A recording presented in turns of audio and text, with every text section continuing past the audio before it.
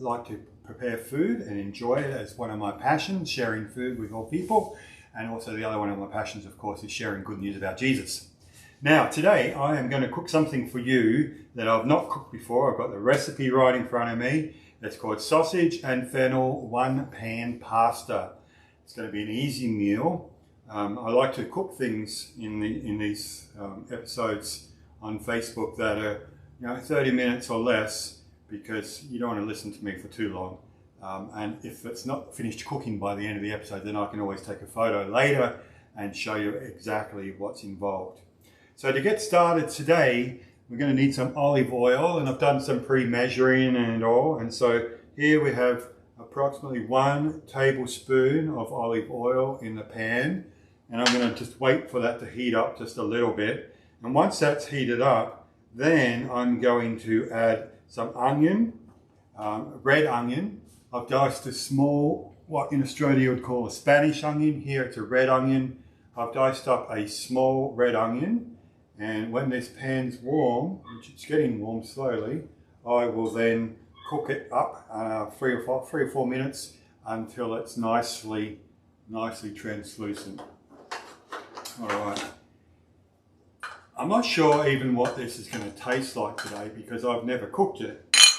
And fennel, when we add the fennel seeds, it smells a little bit like licorice. So we'll see how that goes. What I'm going to do as we keep going, as we wait for that pan to warm up and that onion to start cooking, is we're going to take the fennel seeds, and it's only half a tablespoon of fennel seeds. So about that much, not much. And we're going to put them in here, and we're just going to grind them up a little bit. Just to break them open.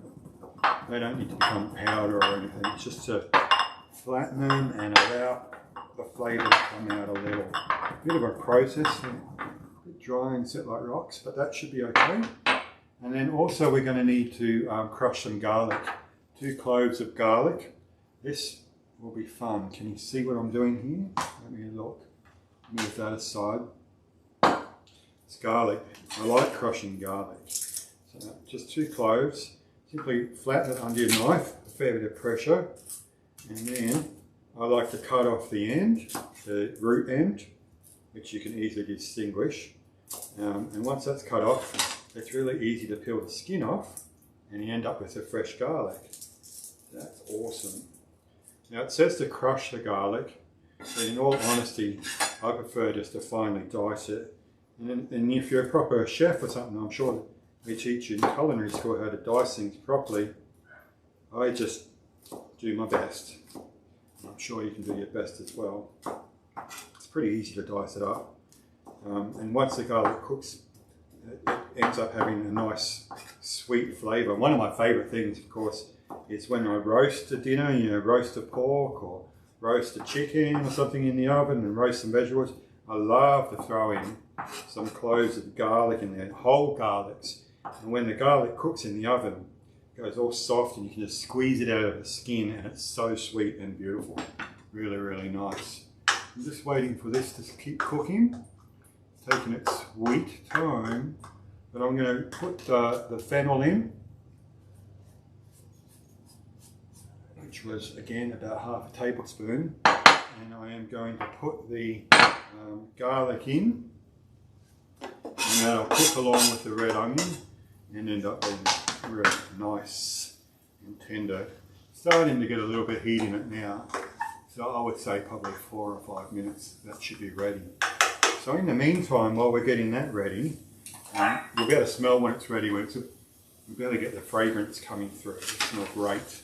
While we're getting that ready, I'm going to get the sausage meat ready. I bought here a packet of what they call country pork ground sausage. It's easy just to do that. Another way you could do it is in America here, you could buy a packet of brats, probably just the mild ones, because they're made out of primarily pork meat. And if you're in Australia, you just buy nice thick pork sausages, and that'll do the trick. But you'll want to take them out of the skin. The benefit of buying it in a flat pack like this is it's not in the skin. And you just want to roughly chop it into small lumps, because they're the little lumps that you're going to eat once it's all cooked up. And it doesn't need to be neat, it's just rough. Pasta dishes, I always like pasta dishes because they can be rough. They can be quite earthy, rustic, I think is the proper word. Rustic, I love that.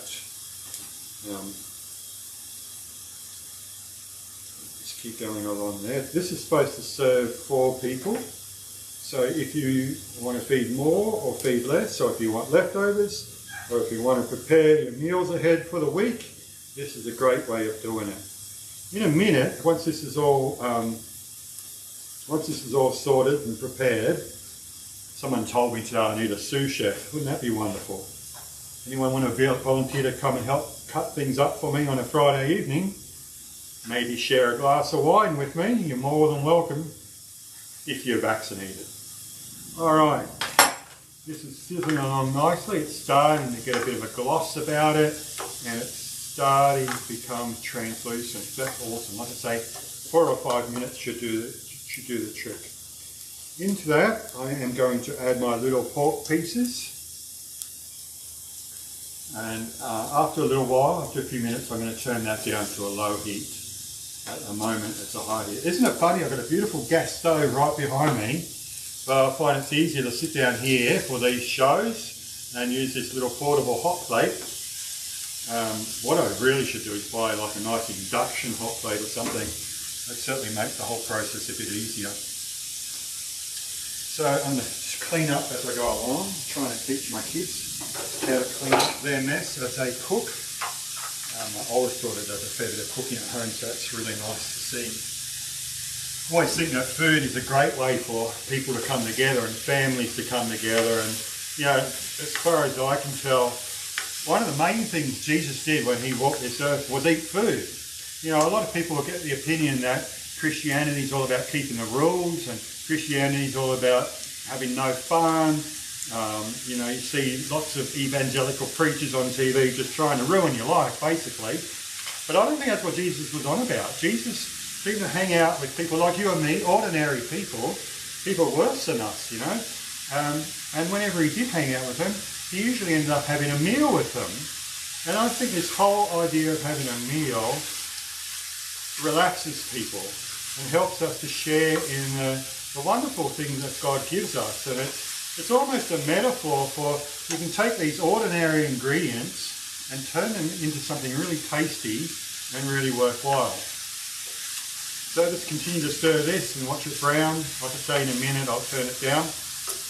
This week's been a bit of a tough week for my wife Madonna and I. You know, don't get too scared, it wasn't that rough. People have had worse. But as you know, a few months ago we bought a little puppy. Her name is Iluka, after Iluka Beach, just near Yamba, where we used to vacation and have a great time as a young family. And Iluka the beagle is, I don't even know what the right word is. She's a little bit, she gets anxious. She gets anxious when we're not around. And my oldest daughter, Allura, who lives here, everything gets named after a beach. Allura, who lives with us, also bought a puppy 6 months ago, a little Shih Tzu puppy, beautiful little puppy. And Ellie and Iluka are very dependent on each other.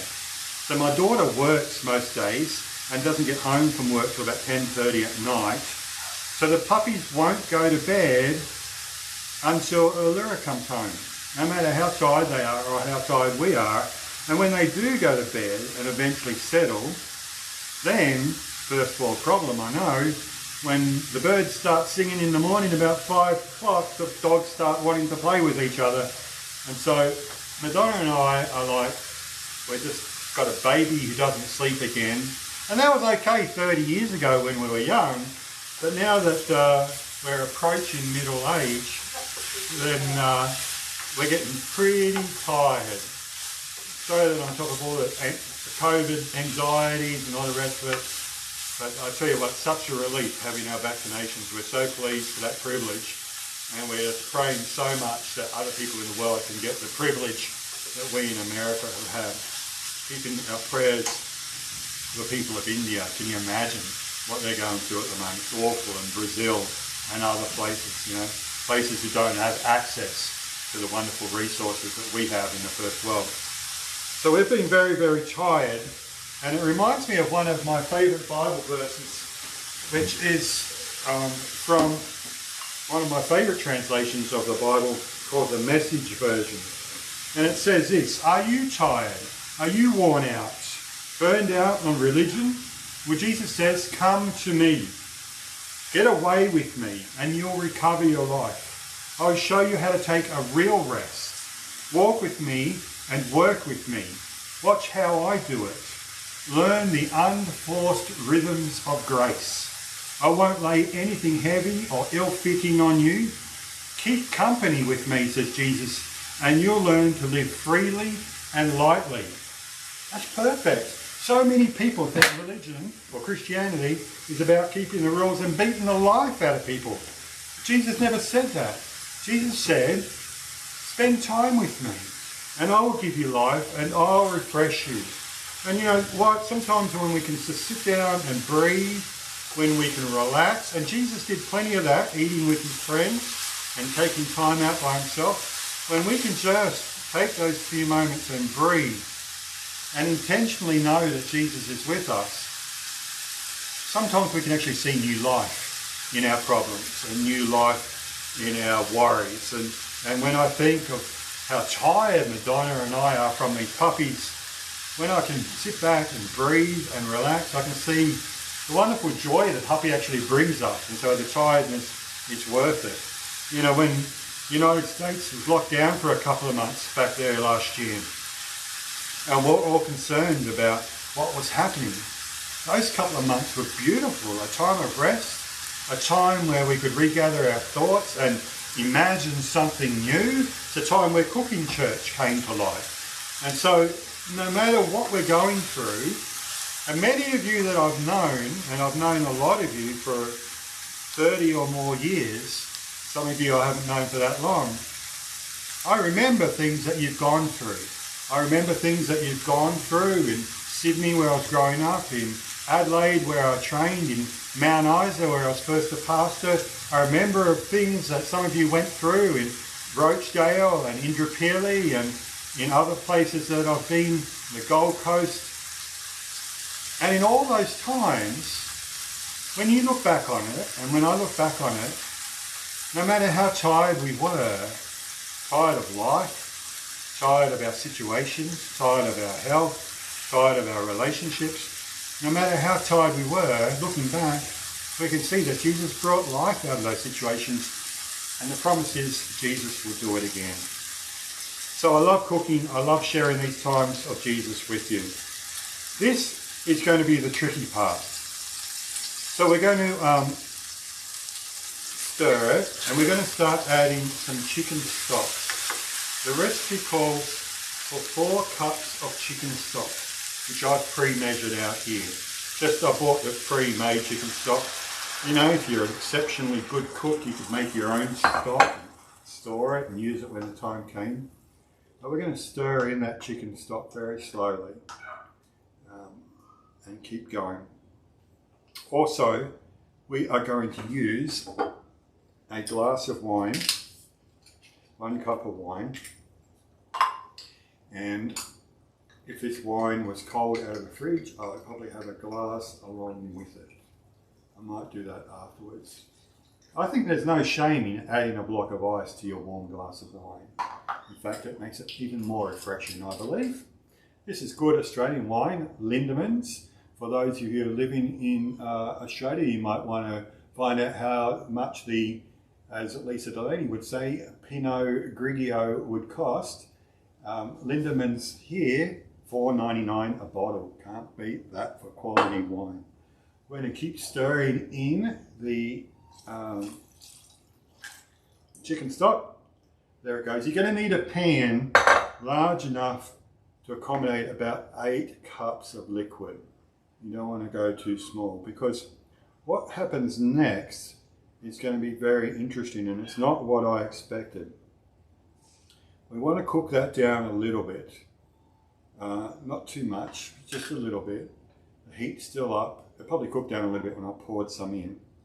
but we're going to add the pasta to that mix rather than cooking the pasta separately.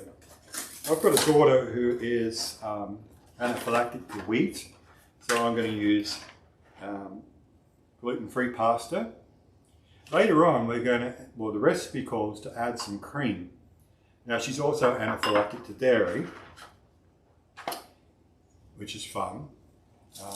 What are her allergies? She's anaphylactic to wheat, dairy, a lot of nuts, a lot of seafood. She can't really eat eggs. Oats are a bit of a problem, but she's growing out of a lot of the allergies. When she was young, she was allergic to things like mango and chicken and soy. So we're thankful that good has come out of that very tiring process. So today, instead of using cream, I've got some vegetarian cream cheese. I don't know where you can get it in Australia. It just looks like regular cream cheese. And I put a couple of tablespoons of that into a couple of tablespoons of water, and I've whisked it around. So that will be coming a little bit later. What I'm going to do now is I am going to add the pasta. Now that pasta is going to take a while to cook. Again, I should have done one of those secret things where you say, but look, this is what I made earlier. So that pasta is going to take another 10 to 15 minutes to cook. And I don't really think you want to watch me cook for another 10 to 15 minutes. Once that's cooked and reduced, and you're going to have to stir it quite often because you don't want that pasta to stick to the bottom. That was just a 1 pound packet of pasta or a 500 gram pack of pasta in there. That's going to cook for a while, like I say, 10 to 15 minutes. And eventually that's going to be a lot drier, like a stir fry, you know. And once that's all cooked down, then we're going to add a few other things. Then we're going to add the cream, and we'll stir the cream in together. And by then it should be reduced enough to be able to plate it up. When you add the cream, we're not making a creamy pasta dish. We only want the cream really to bring a shine to the pasta at the end. If you don't want to use cream, I guess you could just use a butter and make like a burnt butter sauce to go with it. And then when that's plated up, I'm going to top it with some grated Parmesan cheese. And I much prefer buying the hard block of Parmesan and grating that. You can buy the pre-grated Parmesan or the shaved Parmesan packets, you know, and it's convenient, but honestly it's so full of fillers, you just don't get the flavour and you don't get the sweetness that comes with cooked Parmesan. So that'll be shaved on top of it. This will all be plated up. Once it's plated up, I'll shave some Parmesan on the top. I'll also sprinkle about half a cup of chopped up basil, as some people say. I'll also add half a cup of chopped up flat leaf or Italian parsley. They'll all go on top. I'll also put on some red pepper or chili flakes. I wouldn't put much, you know, maybe half a teaspoon just to sprinkle it around the plate, unless people like to have that super hot surprise in their meal. And then that's going to be about it. That's all that goes on top. I've got the tomatoes out here. These are heirloom cherry tomatoes. Because once it's plated up, as I said, and I've not eaten it before, I just think that the tomatoes might go nicely on the side. And I'm also thinking whether some fresh green olives would also be good on the side of the plate, just to add it up. But I'm not sure how that fennel flavour is going to go. But I can tell you, I'll grab a spoon. And give it just a little taste. Maybe I might be able to taste the fennel now. Oh, that tastes nice. It doesn't taste like licorice at all. That's pretty good. It just gives it a bit of a saltiness and a sweetness. So this is why I love cooking, and this is why I don't really do baking. Baking, you've got to be more exact. But this sort of meal, you can just add a bit of this, add a bit of that, be a bit creative. And again, that always reminds of how God is creative with us, and how God is always working in us for a reason, not to be a party pooper, not to be a Debbie Downer. God is working within us through Jesus so that we can have life and life to the full and share that life to the full with others. So if you're tired, come with me now as we talk to God, and we ask that He give us rest, and that in that rest we are reinvigorated so that we can share love and life and meaning and purpose with all the people that we meet. Let's pray with me now. Heavenly Father, Sheree asks that we pray for all the people of the world, for peace. I pray particularly this day for friends and family who are separated from each other because of COVID. Pray for the people of India and Brazil and other nations that are suffering so terribly. I thank you that when we ask for a cure, you give us one. You give us the brains of scientists and technology to bring about the wonderful healing that Jesus offers us. So when we cry out for healing, help us recognize that you do provide it through the people around us. We ask your blessing upon this meal, maybe upon the glass of wine that we share over this meal, that in this sacrament together we may experience your love and life-giving power. We ask this in the name of the one who was resurrected and always sheds light and life on all. Amen. So, have a wonderful week. I look forward to seeing you during the week on Facebook. Feel free to share Cooking Church with all your friends on Facebook. In the coming weeks and months, I'm hoping to get it onto other platforms like Instagram, and we'll see how we go. But again, share with me any comments or questions or prayer requests during the week. It's lovely to see that so many people are becoming involved in Cooking Church. Bye for now.